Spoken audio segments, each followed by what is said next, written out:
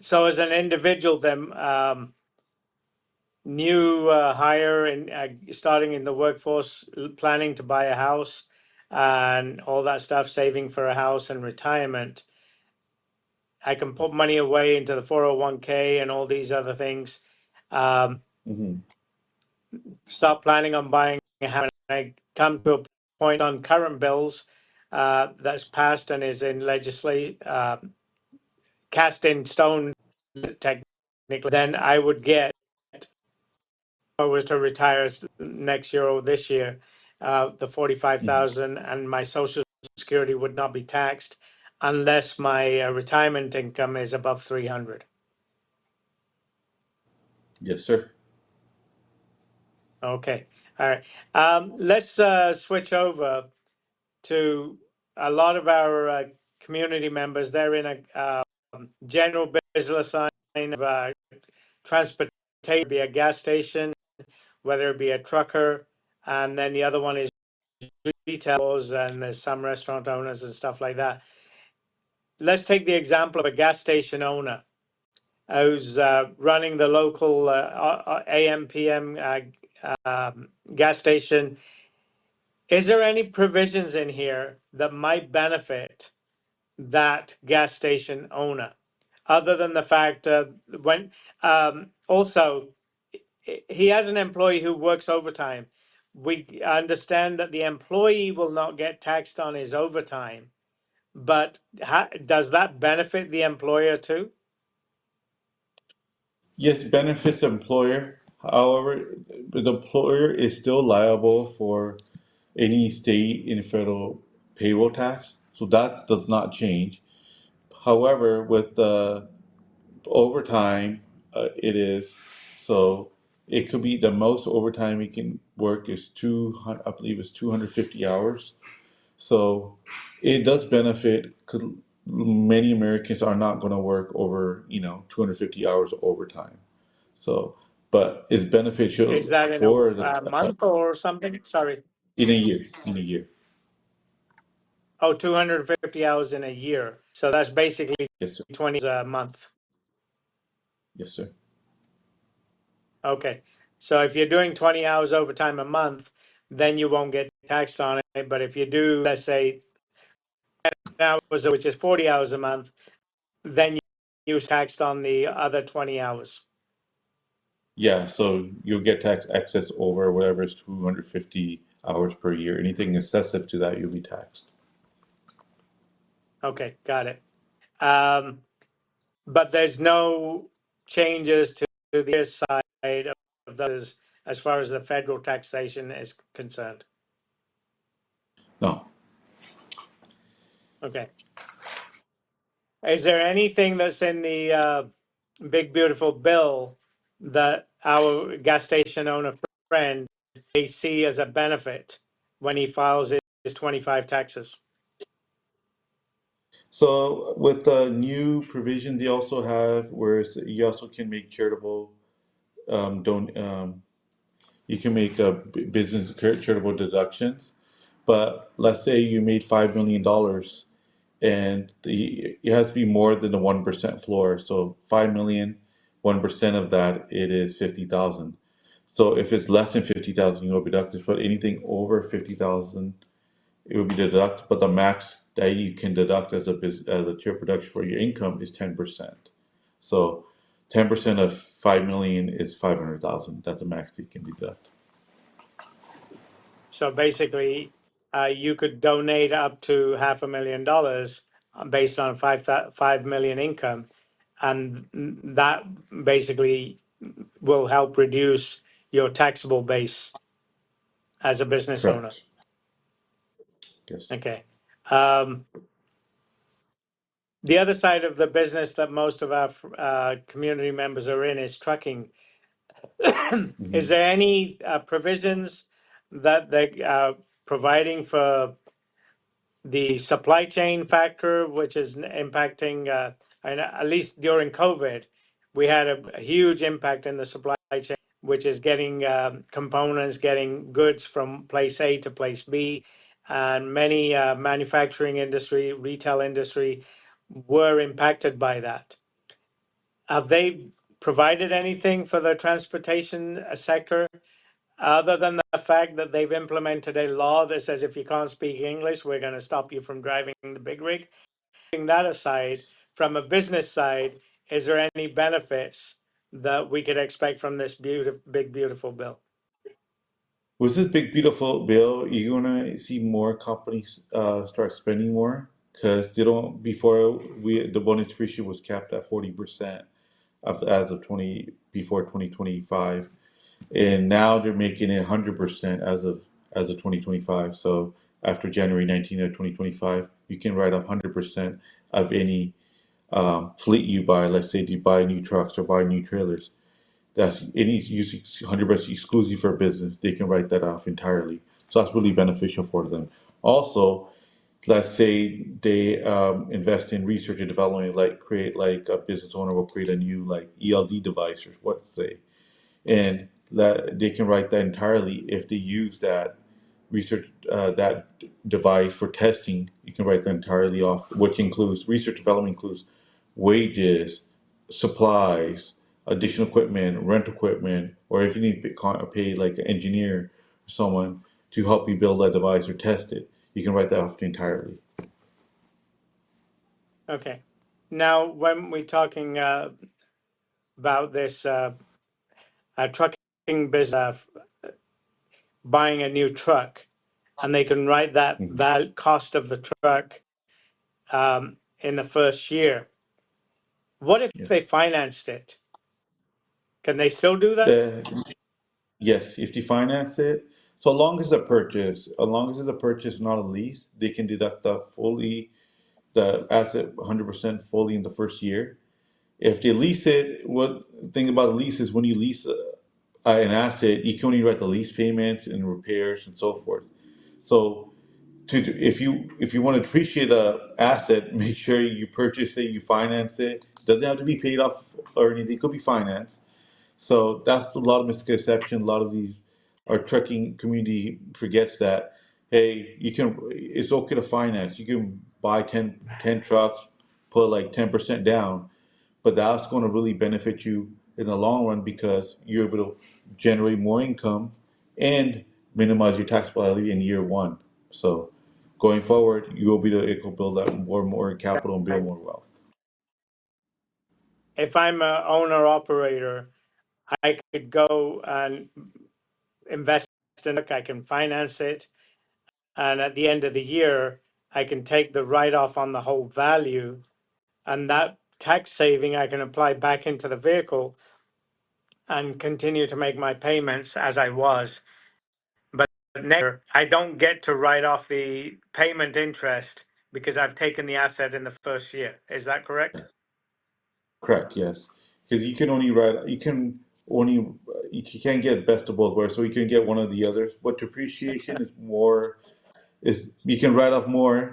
You get a bigger chunk of the pie than if you were to just write off payments. So you can only get one or the other. It's just like if you own a if you depreciate a truck, you can't write off mileage. So it's more beneficial to use depreciation, write off your diesel expenses, write off any additional expenses you have. Repairs are really huge, especially in the trucking industry. So the more you can expenses you can write off, the merrier. So and that's why it's really important for a lot of trucking companies to consult with their tax professional or CPA and to find about these deductions so you can maximize your potential or earnings potential. So, if I try to summarize this, as a business owner, whatever assets I buy that help my business, in the case of a gas station, new cash registers, new shelving. If I do any repairs to my my place of business, I buy equipment, refrigerators, and all that stuff.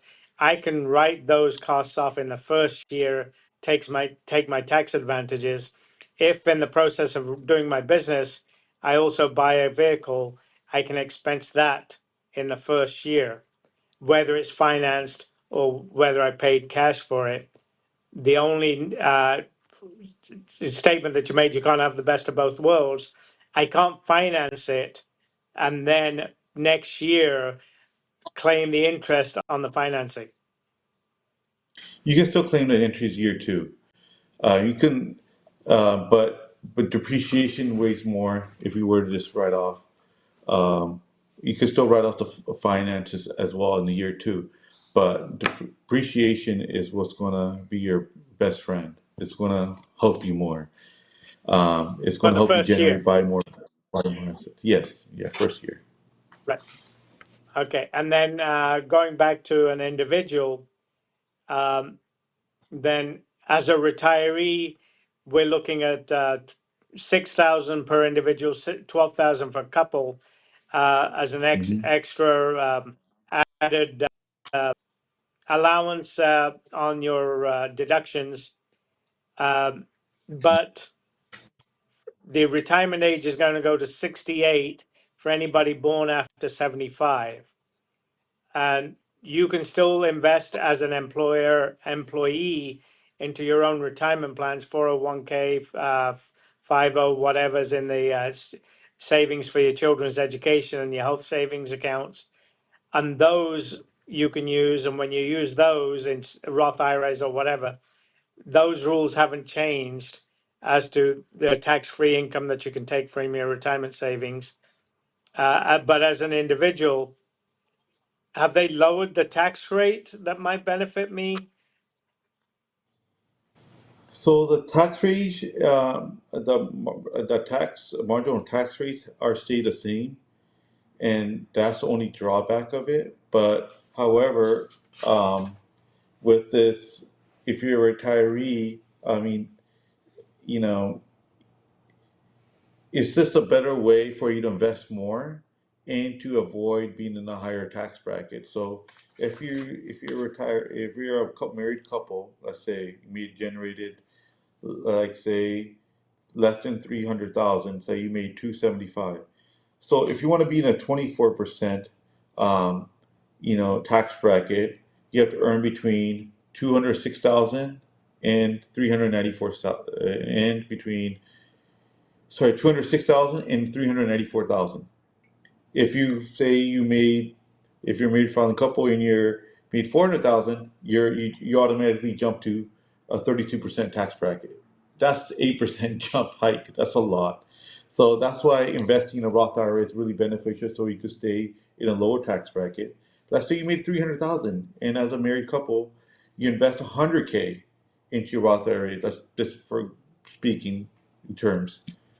You can lower your tax liability will be under 200K, and then you automatically jump from 24% to 22% tax bracket.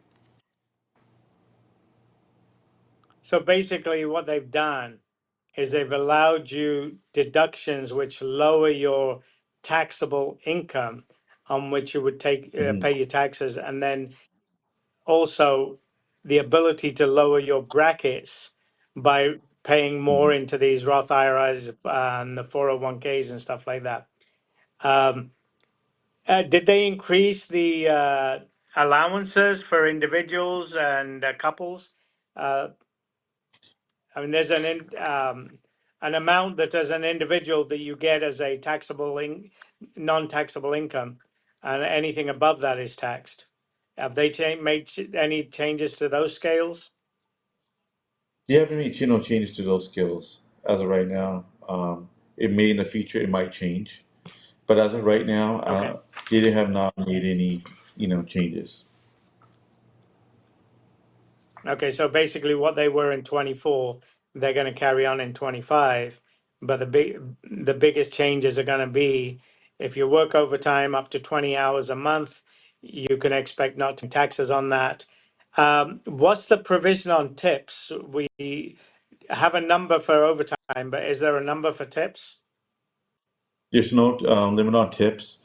However, when your employee fills out your W-2, he has to enter the exact number of tips. That has to be on your W-2 form.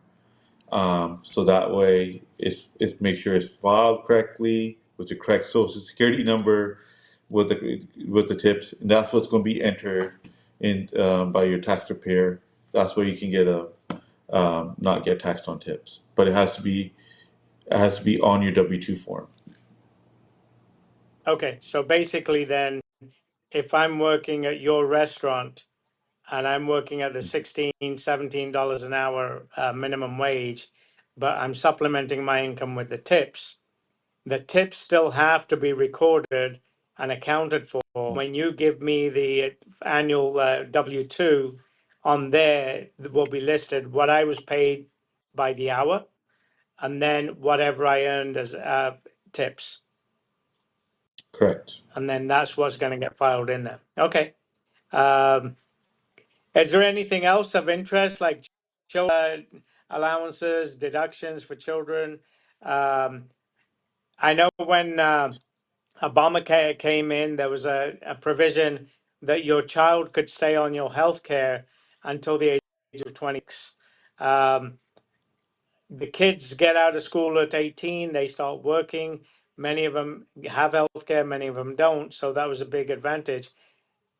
Is there changes to children on your tax deductions? They've made any changes there? Certainly for children, they made the child tax credit. I think it's up to 2,200. So that's really a Okay. big incentive. And also, like say you have childcare expenses, like for any daycare programs, after school programs. There's more incentive for, like say you pay 6,000 a year for your child, as long as they're qualified, like daycare program or whatnot. They can write off 50% of that, use that as a deduction. So if you spend 6,000 on their after care and child care program, they can write off half of that, which is 3,000. Okay. So, but are those numbers or percentages the same as last year, or have they adjusted those? They changed those. That was a really big one for a lot of Okay. single working mom parents and a lot of married filing jointly couples is really big for them. Okay. As a sort of a hypothetical, there's a family of a couple with two kids, standard $500,000 mortgage, owning a house in Sacramento area, and both the couple are earning, let's say for government work, they're earning about 240 together. Yeah. What would you estimate their tax change benefit might be from their taxes that they filed in 24 to the taxes that they're going to file for 25? So the income for this new big beautiful bill, the tax bracket, if you're married filing jointly couple and you earn 250, if you fall between if you have income between 206,000 to 394,000, your income bracket is 24%. Before Okay, but they have it was sorry, higher. I mean, sorry for interrupting. They have a mortgage deduction. They have two children. That should bring Yes. their taxable down. Okay. So with So the basically, state if and they're local earning deductions for mortgage, 250, yeah, so yes, their earnings are 250, but their taxable contribution or taxable income is not going to be 250 because they're going to have the correct. 2,000 Standard. something individual deduction. They're going to have the 2,200 for the children. So with all that taken into account, they paid some taxes last year, let's say 10,000. What would you Correct. expect their changes to be for 25 when they file their taxes? So for 25, they have the new state and local salt deduction, the state and local tax deduction. Increase used to be 10,000 and before in 20 prior to 2025. Now, as of 2025, it has increased to 40,000, which is really big for not just, you know, a couple like here in California, but like in other states that have high tax property rates or have high mortgages. So with this, the provisions of this bill, it is that it it is like if your income exceeds 500,000, but like say if they earn 250,000, they qualify. But anything over 500,000, it phases out. If you earn over 600,000, it's completely gone. And this bill is valid from 2025 to 2029. So it's temporary, and but it maximizes your with this salt state and local tax deduction. So it will include your mortgage interest, your property taxes, your personal property taxes you pay. Like so, you buy a vehicle, you can write that as well. Charitable deductions as well, donations. Sorry, and it benefits a lot of states, not just California, but states like high property tax states like Illinois, New Jersey, Connecticut, Texas, Ohio, New York, Wisconsin. So this was a big win for um, as for hardworking Americans that the old $10,000 state and local tax was just not cutting it. So Okay, it so just gives you more ways to maximize your benefits. now you mentioned SALT or the acronym SALT. What does that actually stand for? State and local tax deduction. State and local tax deduction. Okay, so that's where your property taxes and any city taxes that you may be paying may come into Yeah. play here. So that is now gone from 10 to 40. And yes, Yeah. I mean, many people in California will benefit because the average house price in Sacramento is around 800,000, and the average tax bill on that is 1.5. So you're already at 12,000 there. And if your property taxes are Mhm. 12,000, you're going to benefit because it's instead of the 10, it's now going to be 40. So thing, but it's limited until 28. You said No, it's from 2025 to 2029. okay, 29. So does it phase out, or do you Yeah. do we hope that they will fix it and make it permanent? So this will phase out like the income. If your taxable income exceeds 500,000, it starts phasing Okay. out little by little. And then once it's at 600,000, then you completely can't get the deduction at all. So it's the Okay, so key you is won't to get those, but this minimize your. provision expires in 29. Correct. Yes. Okay, so basically, then for those people who are not making $500,000 in taxable income, the hope there is but that by 29, there is some legislation that will hold this in place and prevent it from phasing out. Because that was one of the issues that they had with the original Trump tax on the first term. It was going to phase out. And that's Yes. one of the urgencies of getting this big, beautiful bill in place. Um, I think sort of based on the time we had, we've covered quite a lot of ground on the text. Is there anything additional that you would like to add in terms of business and individual benefits from this bill? Yeah. Also, with this, they also made a lot of changes to, let's say, for Medicare in the Affordable Care Act. So they Okay. also, with this impact on Medicare, it's also is based.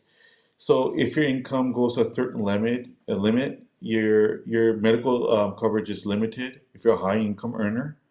And they also have created income-based premium surcharges, and it also, and say if you qualify for public fund for Medicare, then you can also turn to Medicare Advantage for private sector medical coverage. So that's one huge. And then also is if you're one thing also is they also needed with the new Department of Health and Human Services, they also created a nationwide database matching system. So that way, individuals that enroll in Medicare from other states, like they're a resident of California, but they go to Arizona, Oregon, or Texas, or so forth, and they get Medicare from other states. So that way, it eliminates duplicate benefits and fraudulent payoffs. And then also with this new bill, they also have a new provision called the non-citizen alien coverage. So if you're on a work authorization here illegally, they place stricter limits on federal health care benefits as a non-citizen, but they also restricted Medicare and Affordable Care Act eligibility for if you're a legal resident with 5 years of lawful status. So the reason why they created this is to shift towards prioritizing citizen access. So they have more access to healthcare. So, Right. So those are the changes that they made at the federal Medicare and Medicaid and the provisions that they provided for citizens, residents, green card holders, or H-1B type of individuals. There are many states, California is one of them, that have tried to yeah. provide healthcare for undocumented. How does that impact it? So it's gonna for this. It's all going to depend on a state by state basis. So this only depends on how, like, states like California, other states, how they will implement their changes on healthcare. So California, it might still provide healthcare for non-citizens, or if they're green card holders, but they'll still allow full access and priority to citizens for access to healthcare. And then another thing I also wanted to mention is that if you're, they also have created a new thing called medical work requirements. If you're between ages 19 through 55 without dependents, you are now required to work at least 80 hours per month or participate in job training to maintain your medical coverage. So but however, there are exemptions for pregnant women and veterans and individuals with disabilities. Okay, okay, that's something valuable. Um, but based on the we need to wrap it up, as they say. But I want to thank you for helping educate the community in some of the key components of this big, beautiful bill on how it impacts the individual taxpayer, the family taxpayer, couple, and the seniors in the retirement category, and as well as that, the business owners. The bill is huge. It is big, beautiful in the terms of the president, but the impact and the headaches for individuals on can claim and what they can get, where the limits are, is significant also. And that's why somebody who, like yourself, is now going to educate yourself on all the provisions and the limits and the criterias and the if this and if that components of this bill. So come January 26, you are ready to work with individuals who are going to be coming and bringing their W-2s, their whatever documents they need, and then sit there saying, but the big beautiful bill said this, why am I paying this much, or why am I not getting this?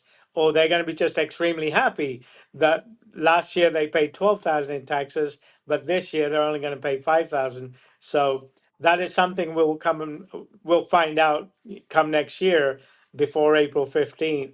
But right now, for addressing what this new bill should have provided or will provide in the coming year, appreciate your expertise on that. Appreciate your time on that. So thank you very much. We'll probably do another session because I think it's very informative. We'll pick up Yes. a specific area and talk about it and go deeper into that. So rather than this general one where we've covered a bit of everything. Look forward to having more discussions to the community at large. Let's wrap it up for now and appreciate everything and your time. So thank you for that. And Thank you, we'll Paji. stay Really in touch. appreciate it. Thank you. Thank you. ਆਪਣੇ ਨਾਲ ਜੁੜੇ tiger Gill ਜੋ ਹੈਗੇ ਨੇ diamond tax services ਦੇ ਮਹਿਮਾਨ tax advice ਦਿੰਦੇ ਨੇ ਆਪਣੇ ਨਾਲ ਇਹਨਾਂ ਨੇ ਗੱਲਬਾਤ ਕੀਤੀ ਹੈਗੀ ਹੈ ਜਿਹੜਾ ਆਪਣੇ ਕਾਂਗਰਸ ਨੇ ਸੈਨੇਟ ਨੇ ਟਰੰਪ ਸਾਹਿਬ ਨੇ ਬਿੱਲ ਪਾਸ ਕਰਾਇਆ ਸੀ ਔਰ ਉਹਨਾਂ ਨੇ ਸਾਈਨ ਕਰ ਦਿੱਤਾ ਸੀਗਾ ਪਿਛਲੇ ਮਹੀਨੇ ਬਿਗ ਬਿਊਟੀਫੁਲ ਬਿੱਲ ਜਿਹੜਾ ਹੈ ਉਹ ਕਹਿ ਰਿਹਾ ਸੀ ਉਹਦੇ ਵਿੱਚ ਕਾਫੀ ਪ੍ਰੋਵੀਜ਼ਨਸ ਹੈਗੇ ਨੇ ਵਿੱਚ ਓਵਰਟਾਈਮ ਨੂੰ ਟੈਕਸ ਨਹੀਂ ਲੱਗੇਗਾ ਪਰ ਉਹਦੀ ਕੈਪ ਇਹ ਹੈਗੀ ਆ ਕਿ 20 ਘੰਟੇ ਓਵਰਟਾਈਮ ਤੁਸੀਂ ਲਾਉਂਗੇ ਤਾਂ ਤੁਹਾਨੂੰ ਟੈਕਸ ਨਹੀਂ ਲੱਗੇਗਾ ਔਰ ਦੂਸਰਾ ਹੈਗਾ ਕਿ ਜਿਹੜੇ ਤੁਹਾਡੇ ਰੈਸਟੋਰੈਂਟ 'ਚ ਕੋਈ ਕੰਮ ਕਰਦਾ ਚਾਹੇ ਕੋਈ ਸਰਵਿਸ ਸੈਕਟਰ 'ਚ ਕੰਮ ਕਰਦਾ ਜਿਨ੍ਹਾਂ ਨੂੰ ਟਿਪਸ ਮਿਲਦੀ ਆ ਟਿਪਸ ਤੇ ਟੈਕਸ ਨਹੀਂ ਲੱਗੇਗਾ ਔਰ ਹੋਰ ਵੀ ਉਹਨਾਂ ਨੇ ਕਾਫੀ ਪ੍ਰੋਵੀਜ਼ਨਸ ਹੈਗੇ ਨੇ ਜਿਹੜੀ ਸੋਸ਼ਲ ਸਿਕਿਉਰਿਟੀ ਤੁਹਾਨੂੰ ਮਿਲਦੀ ਆ ਉਹ ਤੇ ਵੀ ਟੈਕਸ ਨਹੀਂ ਲੱਗੇਗਾ ਪਰ ਇਹ ਸਾਰੀਆਂ ਚੀਜ਼ਾਂ ਤੇ ਲਿਮਿਟ ਹੈਗੇ ਨੇ ਵੀ ਜੇ ਤੁਸੀਂ ਇੰਨੇ ਪੈਸੇ ਤਾਂ ਕਮਾਉਨੇ ਆ ਔਰ ਜੇ ਤੁਹਾਡਾ ਟੈਕਸੇਬਲ ਇਨਕਮ ਇੰਨਾ ਹੈਗਾ ਤਾਂ ਤੁਹਾਨੂੰ ਇਹ ਅਸੂਲਤ ਮਿਲੇਗੀ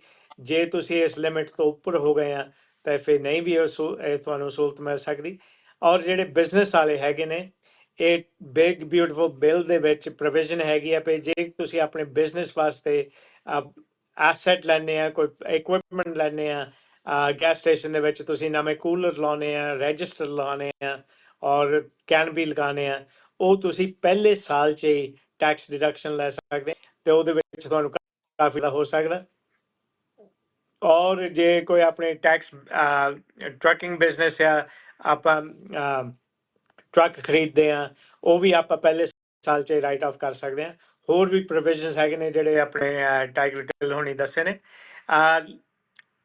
ਬਿੱਲ ਦੇ ਵਿੱਚ ਜੋ ਇਹ ਗੋਲਮੋਲ ਚੀਜ਼ਾਂ ਹੈਗੀਆਂ ਸੀ ਜਿਹੜੀਆਂ ਸਾਰਿਆਂ ਨੂੰ ਇੰਪੈਕਟ ਕਰਦੀਆਂ ਤੇ ਆਪਾਂ ਡਿਸਕਸ ਕੀਤੀਆਂ ਆਉਣ ਵਾਲੇ ਸਮੇਂ 'ਚ ਇੱਕ ਡੀਪਲੀ ਵੀ ਡਿਸਕਸ ਕਰਾਂਗੇ ਵੀ ਜਿਹੜਾ ਇੰਡੀਵਿਜੂਅਲ ਆ ਕੋਈ ਪਰਿਵਾਰ ਆ ਜਿਹੜਾ ਘਰ ਖਰੀਦਿਆ ਹੋਇਆ ਆਪਣੇ ਰਹਿ ਰਹੇ ਆ 2-4 ਬੱਚੇ ਨੇ ਉਹਨਾਂ ਨੂੰ ਇਹ ਆਉਣ ਵਾਲੇ ਜਨਵਰੀ 26 ਦੇ ਵਿੱਚ ਨਹੀਂ ਟੈਕਸ ਭਰਨੇ ਆ ਉਹਨਾਂ ਨੂੰ ਇਹ ਕੀ ਇੰਪੈਕਟ ਹੋ ਸਕਦਾ ਕੀ ਫਾਇਦਾ ਹੋ ਸਕਦਾ ਔਰ ਕੋਈ ਬਿਜ਼ਨਸ ਵਾਲਾ ਜਿਹੜਾ ਹੈਗਾ ਉਹਦੇ ਵੀ ਡਿਸਕਸ਼ਨ ਹੋ ਸਕਦਾ ਕੱਲੇ ਕੱਲੇ ਏਰੀਆ ਦੇ ਵਿੱਚ ਉਹਨਾਂ ਨੂੰ ਕੀ ਸਹੂਲਤ ਮਿਲਦੀ ਨੇ ਮੈਂ ਇੰਦਰਜੀਤ ਕਾਲੀਰਾਏ ਇਜਾਜ਼ਤ ਦਿਓ